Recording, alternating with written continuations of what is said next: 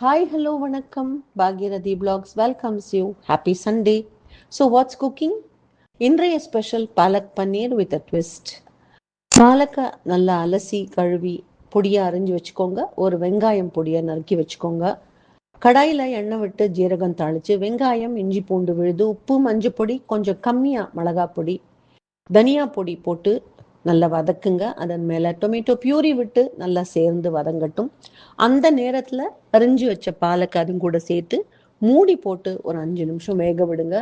மெத்துன பாலக்கு வெந்த உடனே அதன் இடையில பன்னீரை 2-4 கியூப்ஸ் பண்ணி மிக்சியில் போட்டு கொஞ்சம் வெந்நீர் விட்டு பியூரி மாதிரி கூழ் மாதிரி அரைச்சி வச்சுக்கோங்க. அந்த விழுதை இதில் சேர்த்துடுங்க. கொஞ்சம் தண்ணி உப்பு அட்ஜஸ்ட் பண்ணி ஒரு 5 நிமிஷம் எல்லாம் சேர்ந்து கொதிக்கட்டும். அந்த நேரத்தில் ஒரு ஸ்பூன் கரம் மசாலா பொடி, கொஞ்சம் கொத்தமல்லி தூவி விடுங்க.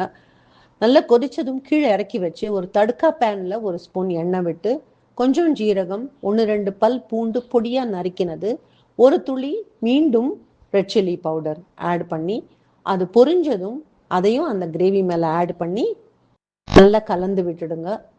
ரைஸோட, சப்பாத்தி, நானோட ரொம்ப நல்லா இருக்கும் இந்த combination. Enjoy cooking, enjoy eating. Stay healthy, stay happy. மீண்டும் சந்திப்போம்.